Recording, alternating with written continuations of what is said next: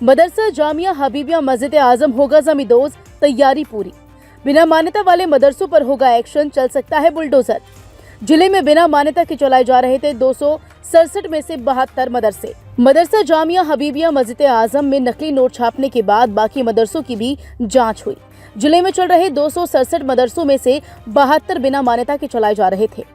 अल्पसंख्यक विभाग ने बिना मान्यता के मदरसों का डेटा तैयार कर सीएम योगी के ऑफिस तक पहुंचा दिया। अब सीएम योगी के पास डेटा जाने के बाद ये माना जा रहा है कि जल्द ही इन मदरसों पर भी एक्शन होगा। हालांकि देखने वाली बात ये होगी कि क्या इन पर बुलडोजर चलेगा या इन्हें सील कर दिया जाएगा। हालांकि अभी मदरसा जामिया हबीबिया मस्जिद आजम पर बुलडोजर की कार्रवाई की तैयारी पूरी है। नकली नोट की फैक्ट्री था मदरसा। आईबी और एटीएस की टीम जांच में शामिल। 28 अगस्त को इस मदरसे से नकली नोट छापने की जानकारी मिली थी, जिसके बाद आईबी और एटीएस की टीम भी जांच में शामिल हो गई। मदरसे का मौलवी तफसीरुल पिछले 6 साल से बच्चों को आरएसएस विरोधी और मजहबी कट्टरपंथ का पाठ पढ़ा रहा था। जांच एजेंसियां यहां से पढ़ चुके 630 बच्चों की पड़ताल में जुटी है। जांच के बाद जानकारी मिली कि इस मदरसे का मौलवी तफसीरुल और मौलाना जाहिर खान ने नकली नोट की फैक्ट्री यहां शुरू की थी।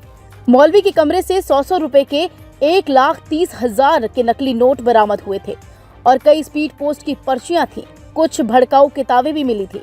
इन भड़काऊ किताबों को लेकर खुफिया एजेंसी भी मौलाना और मदरसे के प्रिंसिपल के कट्टरपंथी संगठनों से रिश्ते की जांच कर रहे हैं। जामिया हबीबिया मदरसे पर चलेगा बुलडोजर।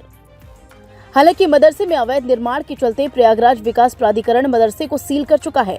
पीडीए ने मदरसे के जिम्मेदारों को अवैध निर्माण पर जवाब देने को कहा है। अगर संतोषजनक जवाब नहीं दिया गया तो यकीनन पीडीए मदरसे को ध्वस्त करेगा। मदरसे के अवैध निर्माण पर पीडीए की टीम जल्द ही बुलडोजर चला सकती है। हालांकि जो भी अवैध निर्माण होगा उस पर कार्रवाई की जाएगी। उसमें ये तथ्य निकल के आया कि ये अवैध निर्माण का प्रकरण है और उसका मानचित्र स्वीकृत नहीं है, जैसा जोनल अधिकारी बता रहे थे। तो उनको जो भी नोटिस आदि की कार्रवाई की गई और नियमानुसार उसको सील किया गया है। अगर वो यथोचित उत्तर देते हैं उसका, जो भी उनको नोटिस दी गई है, तो इसमें अग्रिम कार्रवाई की जाएगी। कोई टाइमलाइन दी गई है? हाँ, उसमें एक समय सीमा होती है, नोटिस की एक मियाद होती है, तो उस समय सीमा के अंदर उनको जवाब देना होगा।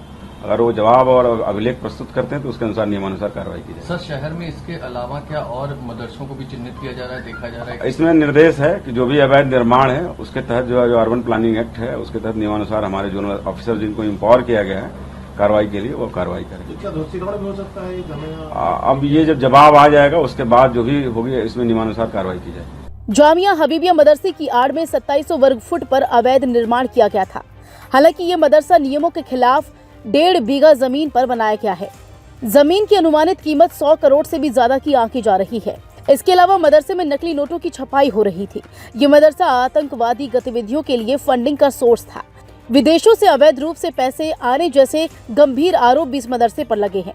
इन सभी मामलों की जानकारी के बाद प्रशासन भी सख्त हो गया। प्रशासन के सख्त होने के बाद इस पर कार्रवाई हुई तो पता चला कि यहाँ आने वाले बच्चों को कट्टरपंथी तालीम दी जा रही थी। बच्चों को दी जाने वाली कट्टरपंथी तालीम के लिए ही विदेश से फंडिंग आती थी। इनमें तुर्की, दुबई और अन्य अरब देश शामिल हैं। इन देशों से मदरसे को करोड़ों रुपए की फंडिंग की जा रही थी।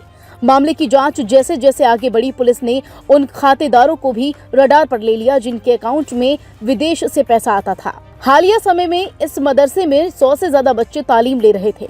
इनमें से 70 छात्रों को घर वापस भेज दिया गया है।